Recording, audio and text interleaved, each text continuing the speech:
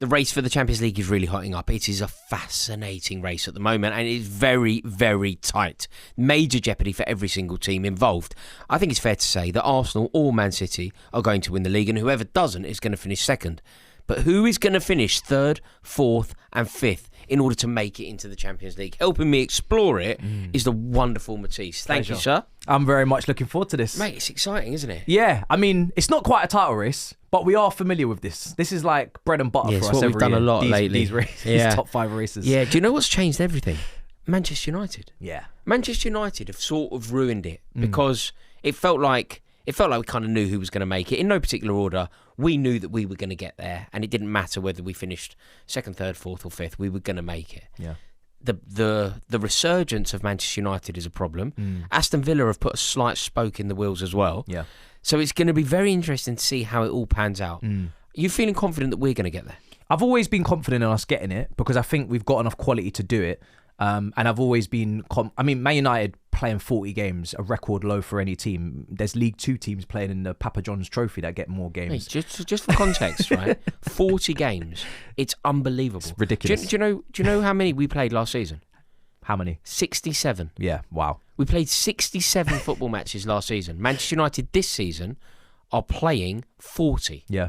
It's just pitiful. I said to Flex, he's got more time off than the kids, like going to school. Yeah, he's got half term. They've literally got a 12-day break. They've got no FA Cup game, obviously no Europe, so they're not playing until next weekend. They played midweek this week. Yeah, I know. With that in mind, I don't want to put too much pressure on Michael Carrick because they had a terrible start to the season, and Ruben Amorim is a complete fraud. But from where Manchester United are now, today they sit third in the league. Yeah. They only have to worry about 9 games of football. That's it. Yeah. From this position, they're in third. They've got 51 points. Yeah. They only have 9 games to worry about. I don't want to... It's kind of a failure if they don't make it from this point. It's a monumental failure, I think, because you can't... And it's not his fault because he didn't kick himself out of both cups, but you can't leave both domestic cups in a European-less season, leaving both cups in the first round of asking, second round of the Carabao against Grimsby, and then Brighton in the third round, and not qualify for Champions League. Those are the easiest conditions to qualify for Champions League in the history of qualification for Champions League. Like, and there's an extra spot. So it's like... And there's an extra spot, and they're in pole position. They're third. It's not like you have to finish... Like, if you finish fifth, finish fifth, you're still getting it because there's so many clubs in Europe right now. So they got third because of Carrick's good work. Yeah. That's why they're third. Yeah. But they do need to make it. Yeah, I put a little bit of an asterisk because they're not really playing on the same field as the rest of the teams because all the other teams have got multiple competitions to manage. Then some players in the red zone, you've got European games, you've got travelling, you've got resting and recuperation. Man United don't even know what any of these words mean right now. And that's... I think it's impossible. Yeah. That's fine. But it's true. Yeah, it's true. I think Manchester United, though, when you think about what Carrick has done there, when you think about how good Carrick has been so far, been very shrewd, I think, very smart, bringing in Jonathan Woodgate, bringing in Johnny Evans, bringing in Travis Binion, and then the jewel in the crown. Steve Holland. Exactly. There's no way that when you think about everything that Carrick knows about the game, everything Woodgate knows, everything Evans knows, everything Steve Holland knows. Yeah. 9 games of football. And they have a cushion. Like, I'm not saying they have to win 9 games. Yeah. They already have a cushion. No, they could lose 1, and basically all they have to do is match our results. If we win, they win. They could lose 2 or 3. You know, because we've got loads of experience in this. This race is so, like, everybody's giving it away. Yeah. Gifting points away, inconsistency. Liverpool just lost to Wolves. Yeah. Like, whenever we're in these races, it never feels like we deserve it necessarily when we do get in. It feels like we just got, thankfully, like... You limping. You're over the line. You're the least worst rather than the best. Yeah. There was no form. There was no consistency. There was no impressive kind of nature about it. To be fair, last season we did go on a bit of a good run towards the back end with difficult fixtures, but it always feels like everybody just doesn't really want it and they're just throwing it away. For me, United will make it. They're a shoo-in to make it. Yeah, I agree with you. United will make it. There's no way that Carrick and Steve Holland don't make it from this point. No. And do you know what? When you think about Casemiro's not going to let that happen now. Bruno Fernandes in the form he's in isn't going to let that happen. Brian Mbeumo's not going to let it happen. Even Sesko. Yeah. I think Manchester United will do it. Do you think they finish third? I think they're definitely big favourites to do it. I do. So, I mean, when you look at Man United's fixtures, they're home to Villa next game week. That's, for me, they should be winning that game. Villa in poor form. at Old Trafford there. They should get it done. Chelsea away is tough, and then Liverpool at home. You'd like to think that Man United will probably get the fair share of the green on those games. They've got a cushion. Yeah, they've got the cushion. The reason that they're in such a strong position is they can, the way things are going at the moment, they can play Liverpool at Old Trafford, get a point, and it's job done. Yeah. Like, they don't have the onus on them. And the fact that they're only playing effectively a couple of games compared to what everyone else is up to. Yeah. I think Manchester United do it, and I'm with you. I think they finish third. No distractions. No distractions at all. Yeah. It's one of the very few benefits. I mean, there are no benefits really, but finding the silver lining of an awful cloud. Yeah. You're not in Europe. You were launched. The reason you're not in Europe is because you lost to Tottenham in a European final. Yeah. You're not worrying about any domestic trophies. United third. Yeah. What happens next? Oh, this is where it's just impossible, isn't it? Yeah. This is where it really comes down to Champions League, I think, as well. Like, we've got the tougher side. Well, both of us have got tough sides of the draw. Us and Liverpool. We're both on but they've got Galatasaray. I know Galatasaray have beaten them this year already. Yeah. But I expect Liverpool to progress, whereas I expect us to go out. Well, I think we can go through because we play PSG at home in the second leg. So I think if we bring them back to the bridge, Spirit of Demba Ba. Yeah, I think and Schürrle in that team and whatnot. I think we can bring them back to the bridge and beat them. They've not had a great season either, PSG. But then Chelsea will play Liverpool over 2 legs. Now, in your head, say it falls in a time where we have City at home on the weekend, just randomly. I'm sure it won't be that fixture. Remember when Mourinho had to prioritise Premier League, Champions League, Atletico Madrid semi-finals? Yeah. We went away to that was Steven Gerrard slipping. Yeah, exactly. What do you prioritise in your head? A 2-legged fixture, Liverpool Champions League, or the game at the weekend? Mate, this is the most non-negotiable thing. Exactly. You obviously prioritise a cup. Yeah. Obviously, but the club won't. Yeah. Like, I would have prioritised a cup against Arsenal. Yeah. You remember we were playing Brentford and then the cups against Arsenal? Yeah. In my opinion, if you're playing Arsenal in a semi-final with Wembley at stake, yeah, or you're playing Brentford in the league, obviously in that same week, the most important game is the Arsenal game. But the club don't look at it like that. Yeah. Because the club care about where you finish in the Premier League. Yeah. Because that's where you make the money. Yeah. Do you know when I actually looked into this because of the way that they were talking about prioritising Brentford rather than Arsenal. It's because if you win the League Cup, do you know how much money you make? 250 grand. 100 grand. Oh wow, it's even worse. 100 grand. But your guess was good, mate. Yeah. I knew it was low. I thought you were going to say $1 million. No, I knew it was really low. Whereas if you finish one spot up, it's $3 million. Yeah. So that's why that's they a won't travesty, care. isn't it? But for me, mate, I would rather, if we're playing Liverpool, lose all the Premier League games. Yeah. Beat Liverpool in the Champions League and win the Champions League. Yeah. And Be qualify amazing. that way. That's the best way to qualify. Exactly. We did it before. When Exactly. we finished, I think we finished 6th, didn't we? Yeah, we finished 6th and we long Tottenham. 2012. We long Tottenham out of it. Yeah. Because Tottenham finished 4th. Yeah. Yeah. But yeah. In terms of us versus Liverpool for this race, I've got a terrible feeling that they are going to finish above us in the league. I gave Liverpool the edge, and I probably still just about give them the edge because our fixtures on paper are meant to be the most difficult out of all of these teams fighting for the top 5. We're meant to have like the 3rd most difficult running of any club in this league. But after they lost to Wolves, Yeah, anything can happen. I thought, well, hold on a second. Yeah. You lot are actually... But then you've got to also remember that Burnley and Leeds took points off us at Stamford Bridge. Yeah, Anything yeah, can happen to us yeah, as well. Yeah. So it could go down to like just a couple of points. I remember last season, like City finished above us as well, and it was only a couple of points. Yeah.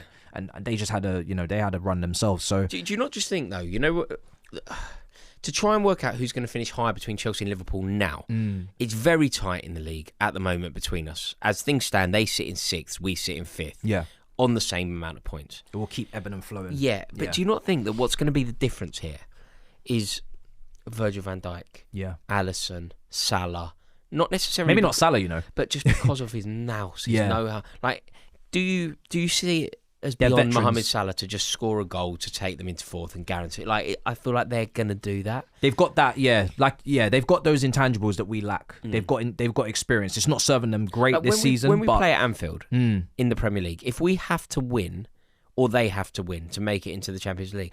But this happened to us before. Yeah. In 2003, Jesper Gronkia. Yeah. We had a playoff for the Champions League, and Yeah. off the back of that, Abramovich bought buys Chelsea. it. We could end up having a very similar situation. Yeah. Do you know what the good thing about this is? I don't actually mind too much about finishing above them. No, it doesn't matter. It doesn't make any difference to me. Like I feel like the best way of, and you still have to grade it on a curve because we've had Club World Cup this season, so we've played more games than anyone else, us and PSG in Europe. So there's a lot of mental, physical fatigue in the team. But I look at points. I've never looked at position. I don't put Ole Gunnar Solskjaer second place alongside Klopp's second place when he got 99 points or whatever it was, 98 points. Like, I think position sometimes it can be very skewed, and it's not a fair representation of the quality of the team. It's quality of the league, maybe. I don't know. Yeah, but true. for me, points. And I don't know how many points we need to equal or match last season's total, but that's almost the metric that I'm looking at to trying to judge this team if they've kicked on or if they've not.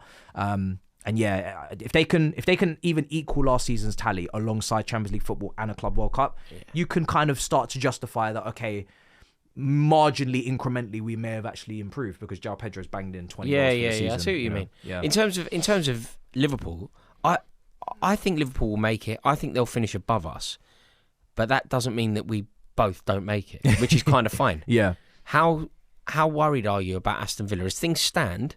Despite the fact that we've just had a very good result against Aston Villa, Aston Villa sit above us in the race for top four.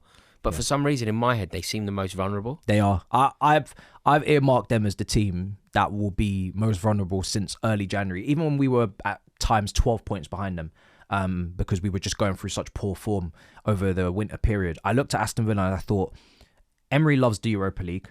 He's going to prioritise that. He loves a trophy. They can also qualify for the Champions League via winning the Europa League, which is like killing two birds with one stone. If you're an Aston Villa fan, you get a trophy. Risky strategy. It's a risky strategy, but you know, Emery's teams and Arsenal fans say it best. They look like they always capitulate towards the end of the season. Yeah. And I don't know what the reason is for that. I think it was last season, was it not at Old Trafford? Last season at Old Trafford, do you remember who scored? Was it Morgan Rogers? Did Morgan Rogers score a goal? Anana came out. And it wasn't. Was he not sent off?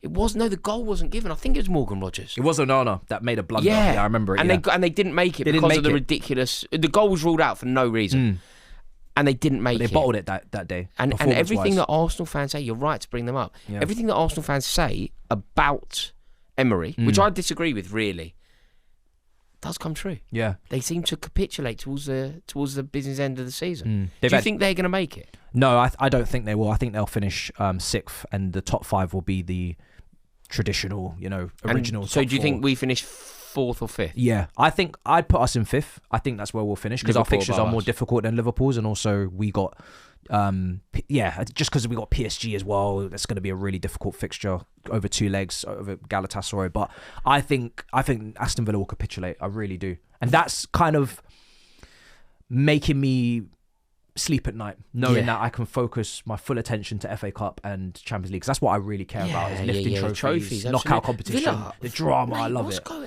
If Villa miss out from here, bearing in mind where they were, it wasn't that long ago that we were talking about them in a title race. Yeah. Do you remember when they beat Arsenal? Morgan Rogers scored that unbelievable goal. They went 6 points behind, I think. Yeah. It's unbelievable how it's going for them. Yeah. But equally, I suppose they have the distraction, I guess, of the Europa League. Yeah. And maybe Emery will say, forget the league. In the way that Postecoglou did. Forget the league. He crashed out in a post-match press conference. Remember Emery? Yeah. I can't remember exactly what he said, but he definitely had a little moment there, and I thought, no, it's not all is well at Aston Villa, despite the fact that they're sitting in third. They've got injuries. It doesn't look happy though. I agree. It's a big time for them coming up. Yeah. But look, maybe they'll focus on the league. For Chelsea to better last season's points tally, we need 21 points from 27. So we're going to have to hit some form. Wow. Okay. That's going to be tough, it's unlikely. With the fixtures we've got. I mean, I was saying to you before we started, I think the fact that we're at home to United, home to Liverpool, home to Manchester City, Tottenham, that's the saving grace for me. Yeah. Because we know that Chelsea, away from home against big teams outside of Tottenham, have a really poor record right now. Yeah. We haven't won at Emirates since 2021. I can't remember when we last won at Anfield. Old Trafford's a nightmare. Old Trafford is a nightmare. Yeah. Etihad, we drew, but again, it's not. No, we haven't got. We haven't got a favourable record. No. So at Stamford Bridge, and I'm sure a lot of these games will be under the lights because they might be midweek, and Sky will want the TV rights and what. We're gonna have some fun. Yeah. Do you remember Cole Palmer Pochettino season 4-3 against United? Amazing. Yeah. Just that short corner, wasn't it? Yeah. Unbelievable. Bedlam. So what we saying? We're saying regardless, it will be Man City or Arsenal or Man City. Yeah. Third is Manchester United. Yeah. Fourth is, I'll just say Liverpool will pip us. Fifth is Chelsea. Yeah. And Villa sixth. Do Villa make it into the Champions League via the Europa League? That would be brilliant. Do you think they do? Emery to win the Europa League. It doesn't take much imagination. All the English teams going into these competitions are Favourites. Big favourites. It's a horrible reality because of the Premier League money. Yeah, it's too much. A shame. Palace are meant to be favourites. So mate, you put Brentford in the Europa League and we'd be going they should win it. They all those great European clubs. Yeah. The Steaua Bucharest, Ajax. and Benfica and Ajax and Marseille. They just can't compete with Brentford's money. Yeah. Sickening. Horrible. When you say it like that. Brentford and Bournemouth are pipping AC Milan to players. Sickening. They got 30 million. Absolutely sickening. It's mad. But it is what it is. The amount of money like swilling around the Premier League. It's Yeah. horrible. Matisse, I love chatting football with you, mate. pleasure. Thank you so much for finding the time. Make sure that you subscribe to Matisse's YouTube channel. The link is in the description below. Fantastic football content awaiting your perusal.